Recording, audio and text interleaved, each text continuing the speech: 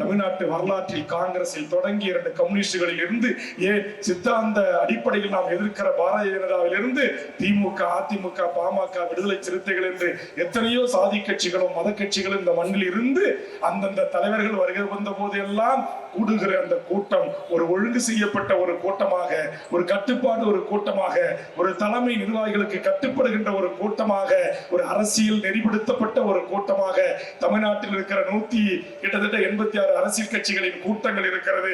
இந்த வரையறுக்குள் வராத ஒரே கூட்டம் அப்படின்னா திருச்சியிலையும் மதுரை விமான நிலையத்திலையும் பொது சொத்துக்களை சேதமாக்கி சென்னை எம்எல்ஏ விடுதி சாலையில் இருந்த அத்தனை பாறைக்காட்டுகளையும் உடைத்து பாவம் கூண்டு அமைச்சிருக்கிறாங்க. அந்த கூண்டு மேல ஏறணும், விஜய் வர்ற வேன் மேல ஏறணும்.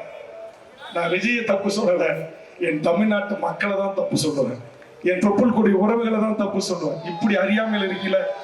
அமிர்தா பச்சனை விட உலகத்தில் இந்தியாவில் மிகப்பெரிய நடிகனா,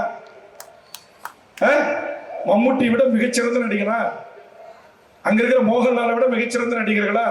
எங்கேயாவது கேரளைய மலையாளத்தி சகோதரர்கள் தன் 6 எரிவை இழந்து உடைய அவுத்து போட்டு வேப்பலை கட்டிக்கிட்டு இவன் தலைவனுடைய படம் 100 நாள் ஆகணும்ட்டு நடைபயணம் போற வரலாறு கேள்விப்பட்டீங்களா? கேரளாவில், மும்பையில கேள்விப்பட்டிருக்கீங்களா? உத்தரப்பிரதேசத்துல கேள்விப்பட்டிருக்கிறீங்களா? ஏன் இந்த அறியாமையில் மூழ்கி திளிகின்றீர்கள்?